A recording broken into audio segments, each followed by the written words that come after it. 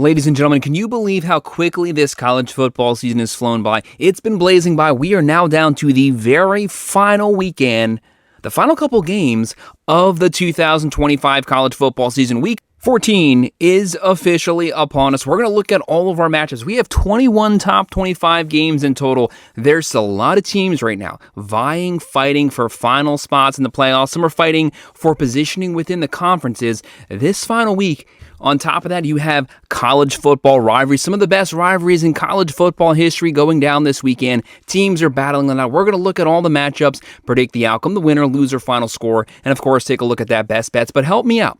Look down there, hit that like button, subscribe to the channel, leave a comment in the comment section. Who do you think is going to win these biggest games? What are your favorite predictions coming up this weekend? Drop it down there. I will respond to every single comment. And we got a lot of games, so let's jump right into it. Happy Thanksgiving to everyone, kicking everything off with some really good Friday night games.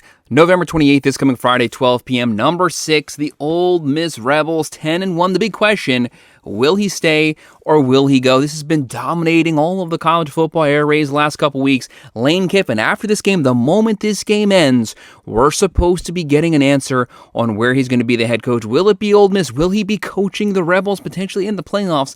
Everything is setting up for them to make the playoffs here. Could he possibly leave this team? Will they let him coach if he does leave? That's all the unknowns. He could be going to LSU. Could be going to Florida. He could be staying at Ole Miss. It could be a complete smoke and screen. But that is a complete fog hanging over this game, hanging over Ole Miss. Are they able to keep their eyes and their minds on the prize here? That's winning this game and getting to their first playoff. They're going up against the 5-6 Mississippi State Bulldogs. This is going to be in Starkville. Ole Miss 78.4% chance to win. Mississippi State 21.6. Right now the Rebels 7-point favorite, 62.5 over under.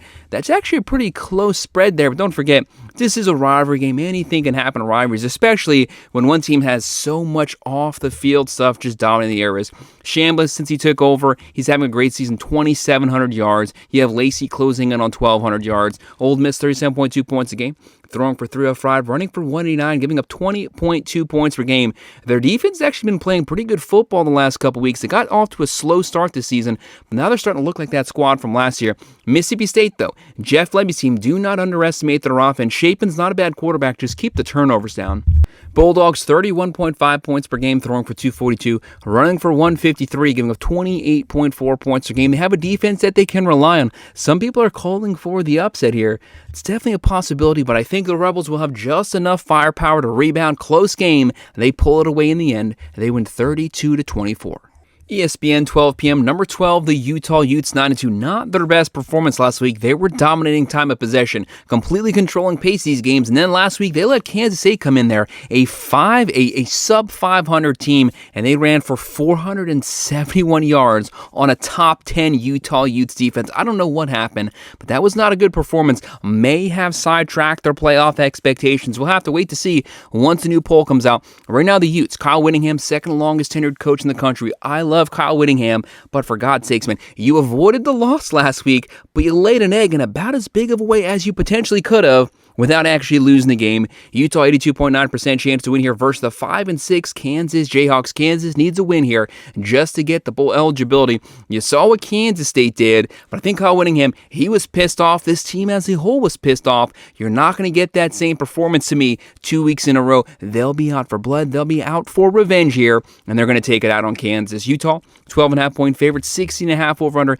Devin Dampier does a little bit of everything. 2,000 passing yards, 19 touchdowns, 5 picks. He's also a dual threat quarterback. You have Parker closing in on 900. One of the best, some might say the best offensive line in the country.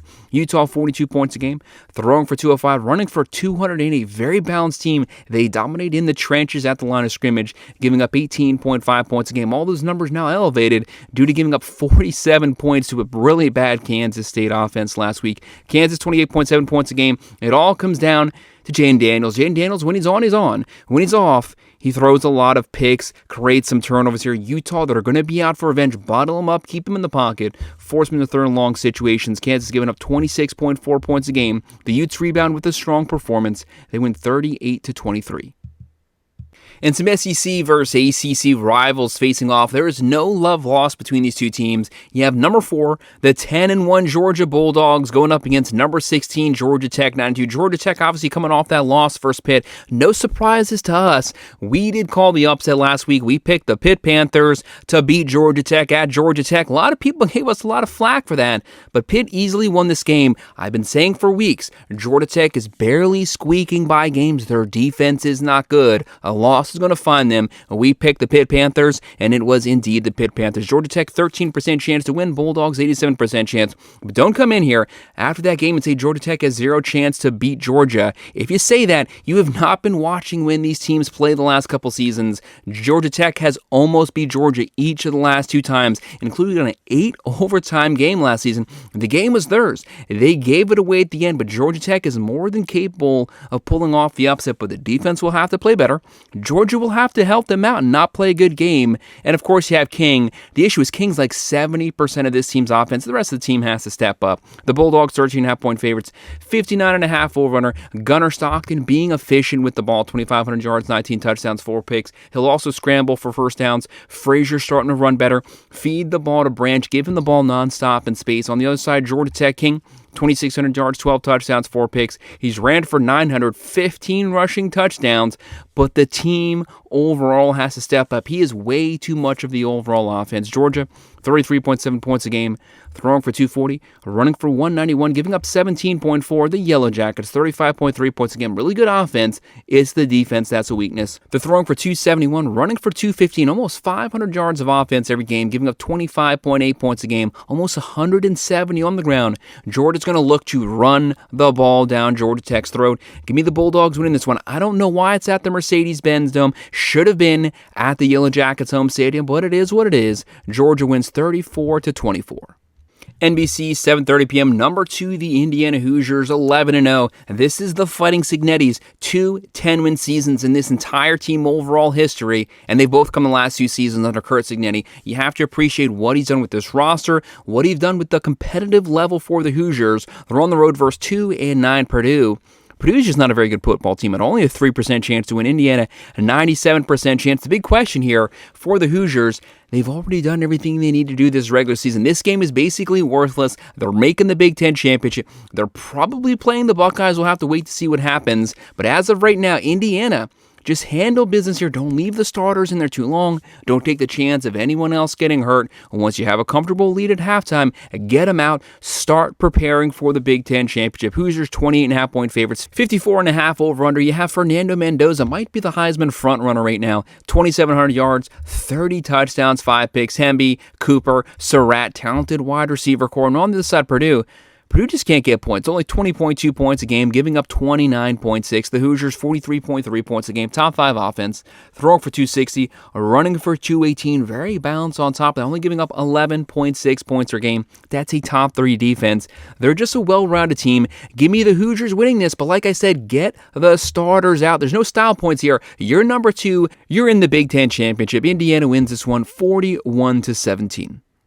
And how about this matchup? We have some really good Friday games coming up, but with Friday games in college football, Friday in college football means potential chaos. Weird things always happen on these late night Friday matchups. Friday, 7:30 p.m., number 3, the Texas A&M Aggies, 11-0. You gotta love what they've done, undefeated, leading the SEC right now, but let's call things like they are.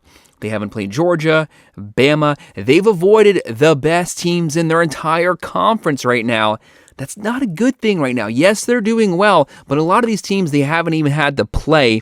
They're going up against a ranked team this weekend. Number 17, the Texas Longhorns, 8-3. This is one of the best rivalries in college football. When the Big 12 first broke up, when the Aggies left a couple years ago, these teams did not get to play for a long time. Now that they're back in the same conference, we get to welcome back 2 teams that loathe one another, and that's just good for us college football fans. Aggies, 48.5% chance to win. The Longhorns, 51.5%.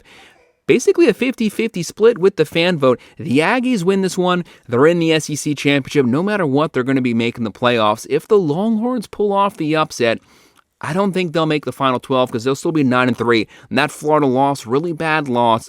but they can just upset the Aggies season. You know they would love to do that. Aggies 2.5-point favorites. Very close spread here for the number 3 team. 51.5 over-under. Aggies, they're a disciplined team. Mike Elko, trench warfare type team. Marcel Reed's having a great season. He can run it, but he has 2,800 yards passing, 25 touchdowns, 8 picks. Talented wide receiver core. Concepcion, Craver. On the other side, Texas, when they can run the ball. Wiseman or Baxter, Arch Manning, he's actually been playing pretty good football the last couple weeks, starting to push the ball down the field. You always have to account for his scrambling ability and that wide receiver core. Help the defense out, get first downs. The defense was supposed to be the strength of this team. It has not been that way the last 5 to 6 weeks. They've been giving up a lot of points, like 37, 38 points last week to Arkansas. Aggies 38.1 points a game, throwing for 269, running for 196, giving up 21.5. The Longhorns, they don't really have a good offense this year. 29.8 points a game, throwing for 260, running for 122, giving up 20 points a game, only 92.7 on the ground. Can they take the Aggies' rushing attack away? Vice versa, can the Aggies get pressure on Arch Manning? Sometimes when he gets happy feet back there, he will throw some picks, create some turnovers, get in his face and hit him often. But I'm going to call upset here. Give me the Longhorns here. The Aggies haven't had a good, close, competitive game in some time. The Longhorns, the defense isn't playing up, but the offense is rolling right now. Texas pulls off the upset, 28-24. In our final Friday night game, Friday, November 28th, 9 p.m., a late one, 8-3 Arizona. How about Arizona this season? They had a really bad year last year. They lost McMillan. Fafita, looking like 2023 Fafita, 2,700 yards, 25 touchdowns, 5 picks, keeping the turnovers down. They're on the road versus Dillingham's team. Number 25, the Arizona Sun Devils, 8-3. Sun Devils, 51.4% chance to win. Arizona, 48.6%. Again, practically a 50-50 split with the fans. Arizona, 2-point favorites, 48.5 over-under.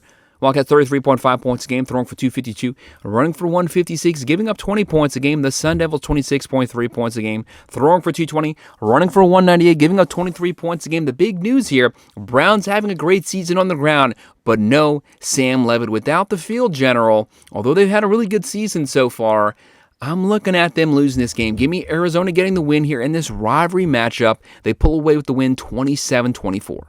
And we have one of the biggest rivalries in college football history coming up next. Some might say this is the best college football rivalry. Coming up Saturday, November 29th, 12 p.m., the defending national champions, the number 1 Ohio State Buckeyes, 11-0 undefeated. To be the champs, you got to beat the champs. They are cruising right now. The offense is rolling. Sayan's comfortable. He's gotten more and more comfortable in this scheme. Every single week, you have the running game. They have to concentrate on that ground attack. If they can get that going, that's going to open up the play action. Probably the most talented, deepest wide receiver core in the nation. Smith, Tate, Ennis. The big news, though, are you going to have Jeremiah Smith? Are you going to have Tate this game? Are you going to need them? You had the number 1 defense last season. They have the number 1 defense again this season. This defense might actually be even better than the one last year. It is crazy stuff. Ryan Day, he has the Buckeyes rolling right now. Patricia, Hartline, they're cruising on all cylinders, but they always hit a roadblock every single year. They won the national championship last season, and still,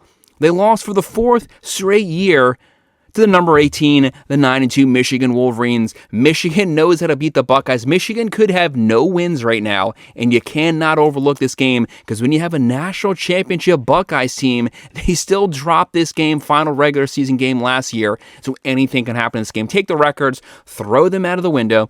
Michigan 21.8% chance to win. The Buckeyes 78.2 heavy fan favorites. Buckeyes are 10-point favorites. That's a huge spread for a rivalry game. 44.5 over-under, but they have the playmakers here. What is Michigan's rushing attack going to look like? They want to concentrate on Marshall, but you also have to account for the freshman Underwood. He's not a dual threat quarterback, but if the first down's there, he will take off, he will scramble, he will pick up the first down. The biggest weakness for Michigan, they don't have a lot of skill position players at the wide receiver position. That kind of puts the quarterback in a tough situation. That Buckeyes defensive 7 is so good.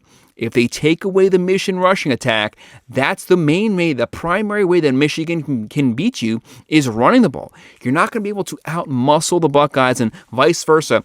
These are two line of scrimmage trench warfare football teams. They both want to own the line. Who's going to come out on top? Buckeyes have been doing it every single game this season, but Michigan wants to end that here. Ohio State, 37.9 points a game. They're efficient. 270 passing yards, 170 rushing yards. Check out the defense. Only giving up 7.6 points per game. Crazy numbers. Only 126.6 through the air. Caleb Downs in that secondary, locking things down. Bryce Underwood, he's going to have a tough game pushing the ball down the field. They're going to have success running. But the Buckeyes are only giving up 80.0 on the ground. Elite front seven. Michigan, 29.3 points a game, throwing for 197, running for 224, a run-heavy team running right into the strength of this Buckeyes team, which is that defensive front seven, and they're giving up 17.9. Sharon Moore's team, very good defense, great rushing attack, but who's going to own the line of scrimmage? Who's going to be able to force the other team to play their style of bully football because they both want to attack you the same way, the ground and pound, and have that open up the passing attack. But if you have Jeremiah Smith, if you have Tate show up this game, I'm going Buckeyes. I think it's really close, might even be tied at halftime, but Ohio State pulls away late third, fourth quarter. They win 28-16. ESPN, 12 p.m., number 5, the Texas Tech Red Raiders, 10-1. Who would have ever thought that Texas Tech would be a line of scrimmage football team?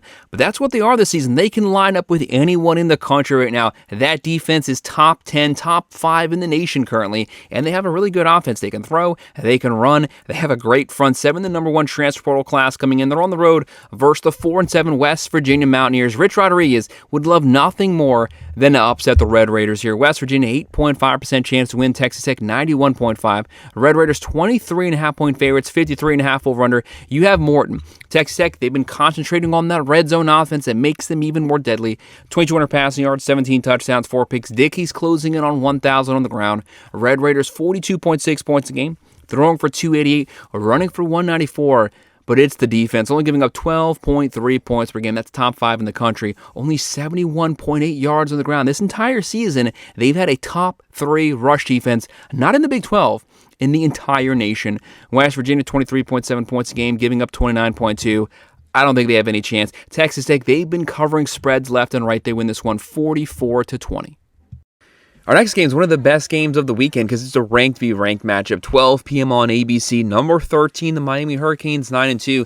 This is a game Miami has no options. They have to win it. They still have a shot, probably not to get an ACC. They could get that. They need some chaos on Saturday, but they can get an at-large spot. I've been very clear about this the last couple weeks. Miami should be ranked a whole lot closer to Notre Dame. The head-to-head has to matter.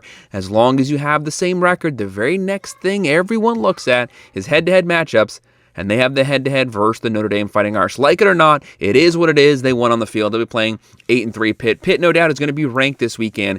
Pitt's coming off of beating the crap out of Georgia Tech. No surprises there. We did pick them to pull off the upset, so things went the way we thought they would. Miami, 70% chance to win. The Panthers, 30% chance. The Hurricanes are 6.5 point favorites, 51.5 over-under. Since that loss to SMU, Carson Beck has been on point. He has like 11 touchdowns, no picks. Overall, closing on a 2,900 yards, 22 touchdowns, 9 picks. You have Fletcher. It's what Pringles brought to the offense. They've been putting in more and more complete offensive performances. Malachi Toney, he's the best freshman in the entire country. Keelan Marion stepped up. They're going to be getting C.J. Daniels back potentially this weekend. On the other side, though, do not underestimate this Panthers offense. They can move the ball, especially through the air. Heinzel's throwing the ball up and down, filling in. He's only been the starter for a couple games, 1,900 yards, 14 touchdowns, 6 picks.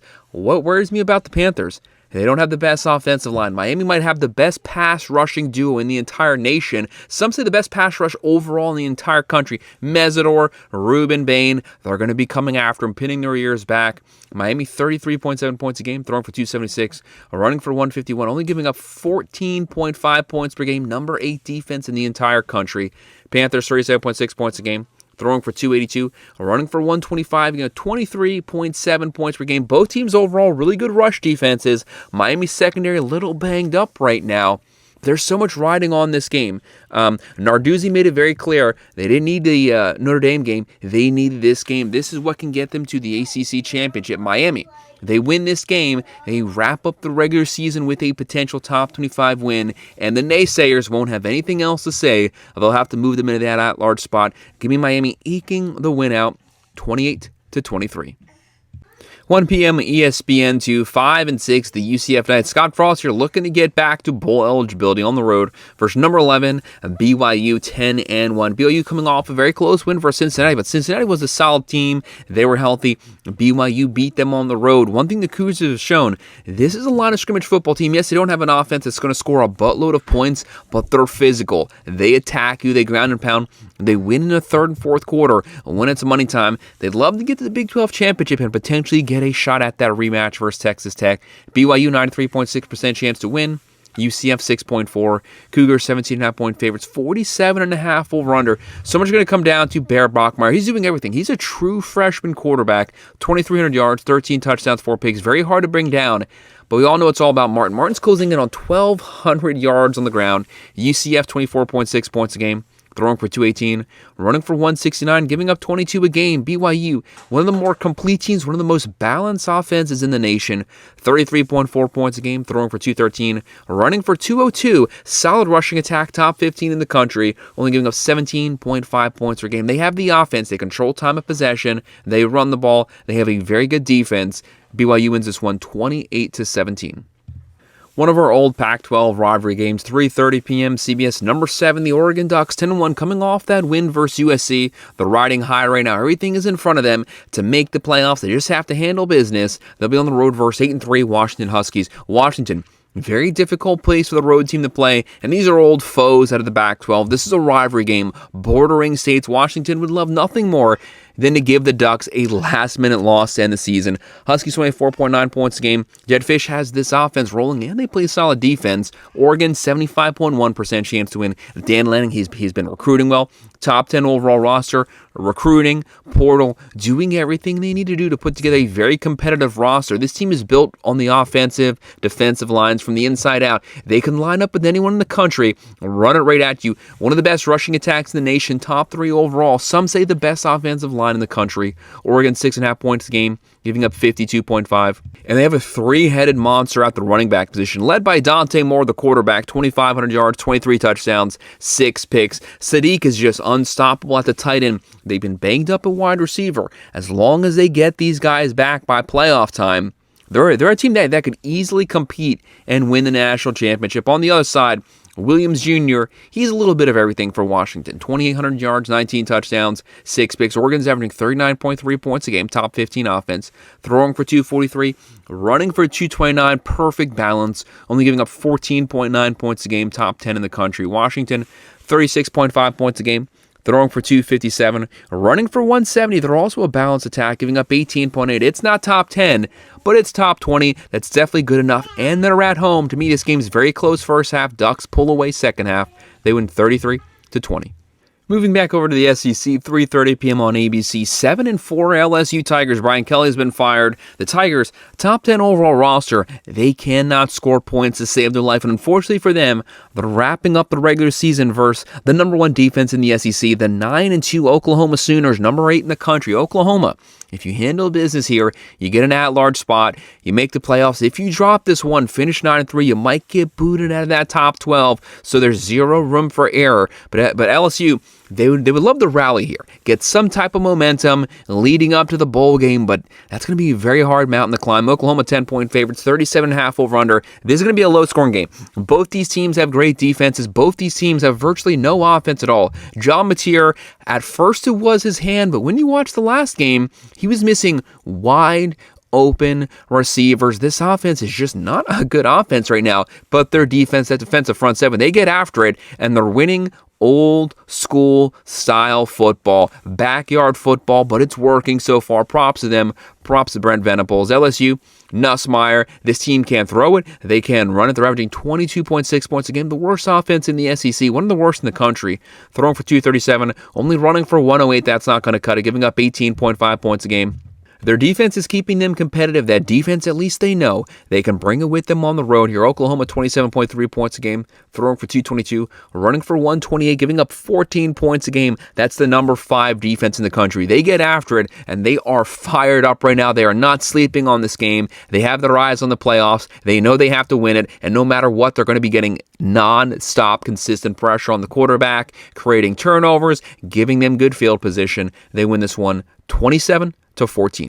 Staying in the SEC, ESPN, 3:30 p.m. Number 14, the Vanderbilt Commodores 9-2. I will say this about Vandy. Their only ranked win currently is versus Missouri. Missouri's going to be getting booted out of the top 25. Yes, they're in the SEC. No ranked wins currently. When you're looking at teams like Miami, BYU, at least they have a ranked win in their name. They're on the road versus number 20, the Tennessee Volunteers, 8-3. Tennessee, their defense is atrocious, but their offense is top 5 in the country. They can score with anyone. Josh Heupel, one of the best offensive minds, but do not underestimate the Commodores here. Pavia, my biggest issue there is he's like 75% of this team's offense. If you stop Pavia, you stop the Commodores, but obviously so far this season, that's easier said than done. Vandy, 42.4% chance to win. Tennessee, 57.6%.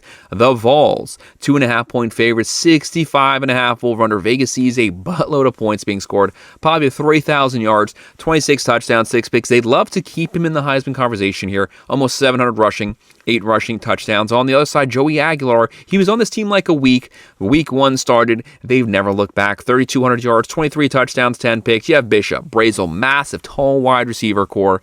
Vandy, 38.9 points a game, throwing for 284, running for 174, giving up 21.7. Tennessee, 42.3 points a game, throwing for 308, running for 183. No matter who they've played, they've been able to move the ball at will and score points. It's just they can't stop anyone. The Commodores are going to get their points. Volunteers, at least they had a good fight versus Florida last week. They're giving up 27.3 points a game. I'm going to ride with Josh Heupel. To me, this offense, it's unstoppable. I don't trust the Vandy defense. Tennessee, but I don't trust the Tennessee defense either. Tennessee wins this one 37-30. 3:30 p.m. SEC Network. Number 22, the Missouri Tigers, 7-4 on the road versus Arkansas, 2-9. Missouri lost this weekend. They're not going to be in the top 25 when the new poll comes out. We won't spend too much time on this then. They have a 62.6% chance to win. Razorbacks, 37.4. Don't underestimate Bobby Petrino's team.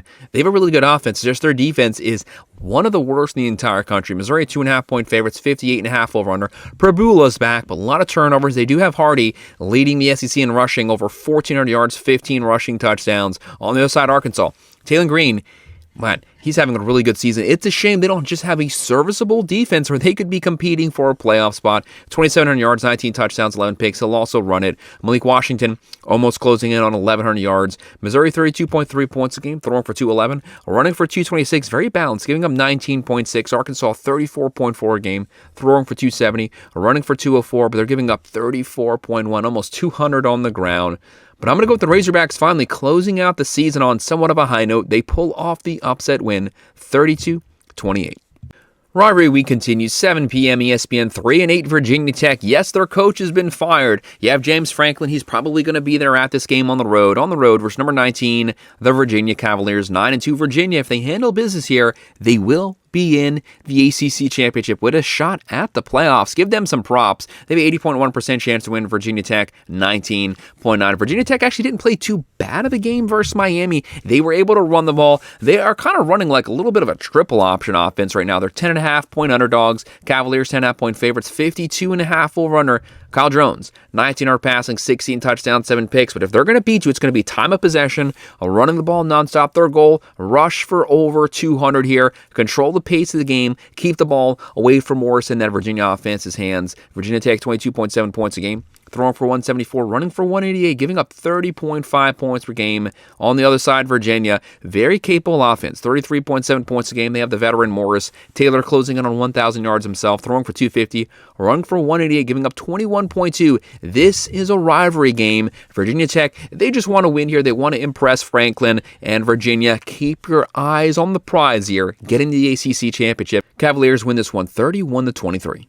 And how about the Old Iron Bowl coming up next? This is going to be a fun game. It's one of the top rivalries in college football. 7:30 p.m. ABC. Number 10, the Alabama Crimson Tide, 9-2. They cannot afford to lose this game. If they lose this one, they are out of the playoffs. That would put so much heat on Kalen DeBoer. They're going up against 5-6 Auburn. Auburn, if they win this one, yes, their coach has been fired, but this is a chance for some pride here. They would be fine winning 5 games if it lets them beat Alabama and knock the Crimson Tide out of the playoffs. They've almost had a shot the last couple seasons. They've not been able to close it out at the end of the fourth quarter. Maybe this is finally the year they get over the hump. And on top of that, they get that little side prize of kicking the Crimson Tide out of the playoffs. Right now, Auburn, 26.5% chance to win. Bama, 73.5. Alabama, 5.5-point favorites, which is actually a really close spread here versus a 5-6 Auburn team. Just lets you know how much Vegas is respecting Auburn. The over-under 47.5. Ty Simpson has to play better. 3,000 yards, 22 touchdowns, 4 picks. But I've been saying the entire year,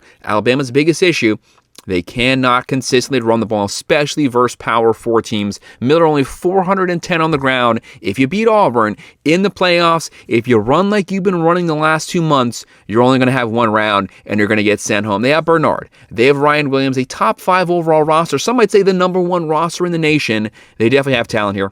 Auburn, 27.4 points a game. Jackson Arnold didn't get the start. You had Deuce Knight starting last game. He actually looked pretty good. He's a true freshman, though. Can you expect a true freshman to go up against Alabama and win them and kick them out of the playoffs? That'd be quite the story. But you know what happens when you play at Jordan Hare? Crazy things happen, so expect the unexpected. Auburn's throwing for 192, running for 179, giving up 20.1 points a game. Their defense can keep them in this game. They're only giving up 94 on the ground. Bama doesn't run the ball well anyways. If they can make Alabama one-dimensional, as they naturally are, force them into third and long situations at home, maybe they have a shot to pull off the upset. Crimson Tide, 33.8 points a game. Throwing for 293, running for 123, giving up 16.2. They also have that good defense. They can bring it on the road. Auburn showed their fight. Think back to that Aggies game. They can bring their A game. They can upset a playoff caliber team. But can they do it here versus a freshman? I think it's going to be very close. I think it's going to be a 1-possession game down to that final drive. I think Bama scores either a touchdown or a field goal within the final minutes to make it a 2-possession game. They win it 27-17. But keep your eye on this one. 7:30 p.m. on NBC, the 3-8 UCLA Bruins on the road versus number 15, if you want to call it on the road, because it's technically not.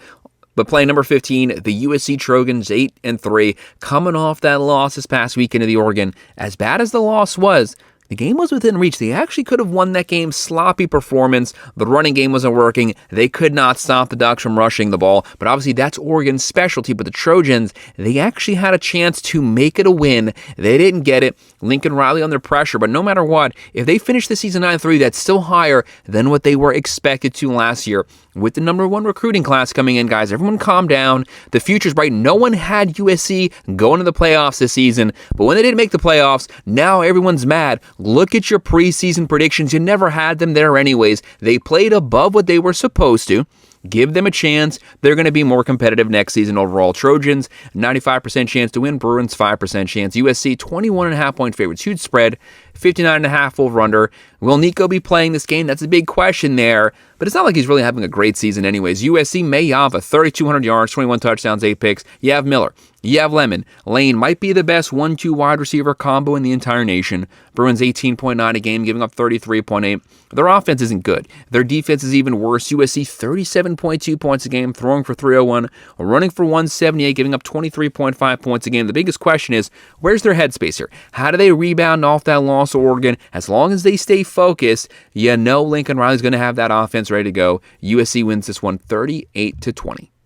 7:30 p.m. ESPNU, 1-10 Charlotte coming off of losing that game to Georgia. Charlotte hasn't scored over 20 points in like 6 or 7 straight games on the road versus number 24, Tulane. This team is focused right now. Summerall has his team playing. Retzlaff, the transfer portal quarterback, he can throw it, he can run it. They have an adaptable, multiple offense. 96.9% chance to win. Charlotte 3.1. Tulane's 29.5-point favorites, 53 over-under. Don't forget what Tulane is looking at here.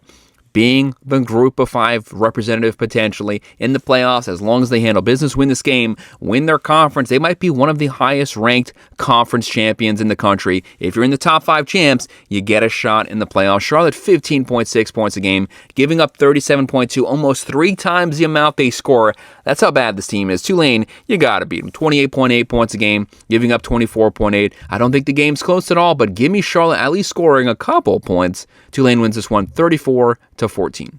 And our final ranked matchup, 10:30 p.m. ESPN, number 9, the Notre Dame Fighting Irish, 9-2. They're on a 9-game winning streak right now. They have a chance to close out 10-2, stamp their ticket for the playoffs on the road versus 4-7 Stanford. The Irish 95.5% chance to win. Stanford 4.5. Notre Dame's 32.5-point favorites, 51 over-under, coming off of a 70 burger versus Syracuse where they won that one 70-7. Crazy stuff. The best 1-2 running back combo in the nation. Love, Price, Love, 17 rushing touchdowns. They're going to get him touches here. They want to send him to New York for the Heisman. CJ Carr, 22 touchdowns, 6 picks, 2,600 yards.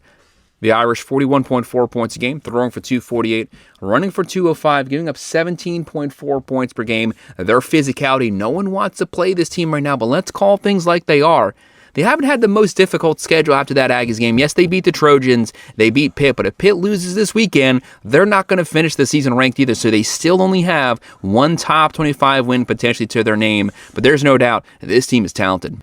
Right here, there's the chance for Stanford to pull off the biggest upset of the season, but that's highly, highly unlikely. They're only averaging 18.7 points a game, throwing for 222, running for 83.5. That's not going to cut it versus this physical Notre Dame team, and they're giving up 27.4. Like I said, the Irish, 41.4 points a game, throwing for 248, running for 205, only giving up 17.4. That first 34 weeks, they were giving up a lot of points. Since then, they've been shutting people down. They finished last season number 3 overall defense, and since about week 4, they've been playing like that again this year. Give me the Irish curb stomping their way through this game, but get those starters out as soon as you get a good lead. Get them out. You're going to make the playoffs.